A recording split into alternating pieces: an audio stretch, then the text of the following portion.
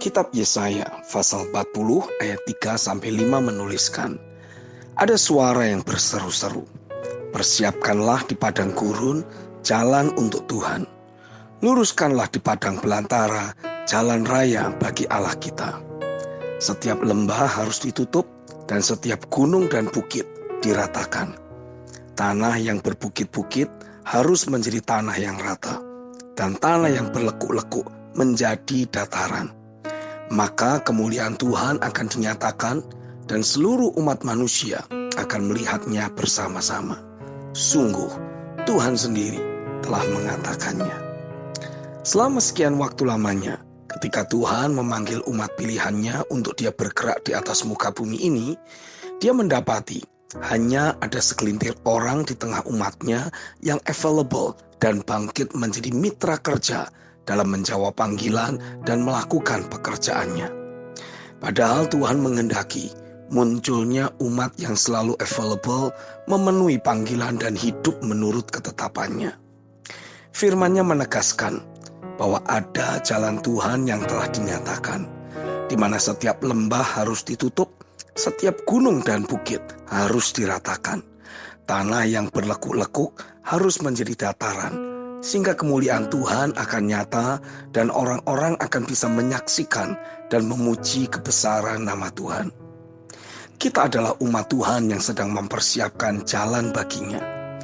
Apapun kondisi dan situasi hidup kita di masa lampau, suara Tuhan sudah datang atas kita, dan kuasa firman-Nya akan mengkondisikan hidup kita mengalami penyetaraan atau equalization secara ilahi, sehingga Tuhan menemukan orang-orang atau umat-Nya yang siap berpartner bagi penggenapan rencana Tuhan, bagi penyataan kemuliaan kerajaan-Nya. Kitab Yesaya pasal 40 ayat 6-10 menuliskan, ada suara yang berkata, berserulah. Jawabku, apakah yang harus kuserukan? Seluruh umat manusia adalah seperti rumput, dan semua semaraknya seperti bunga di padang.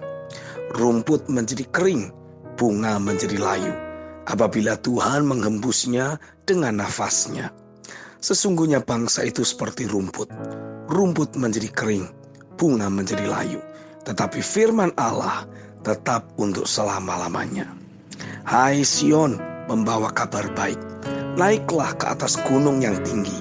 Hai Yerusalem, membawa kabar baik. Nyaringkanlah suaramu kuat-kuat. Nyaringkanlah suaramu, jangan takut. Katakanlah kepada kota-kota Yehuda, lihat, itu Allahmu. Lihat, itu Tuhan Allah. Ia datang dengan kekuatan dan dengan tangannya Ia berkuasa. Lihat, mereka yang menjadi upah jerih payahnya ada bersama-sama Dia, dan mereka yang diperolehnya berjalan di hadapannya.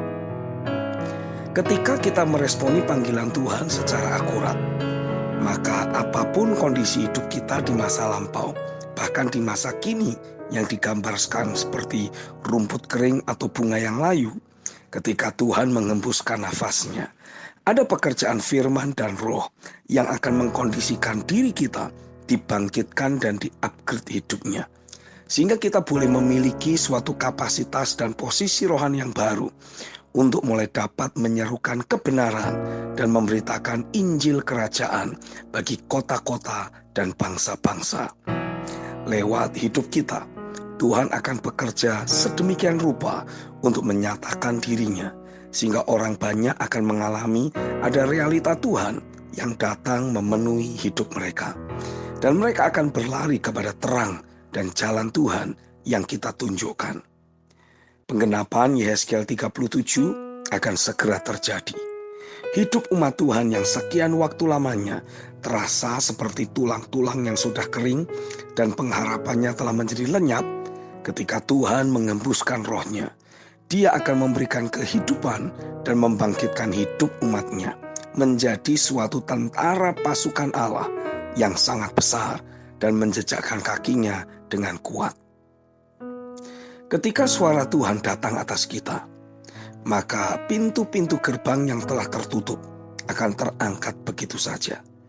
Umat Tuhan akan dimunculkan menjadi suatu pasukan Tuhan yang besar, di mana engkau akan menjejakkan kaki di kota-kota, membawa suara Tuhan dan menyatakan kuasa kerajaan-Nya.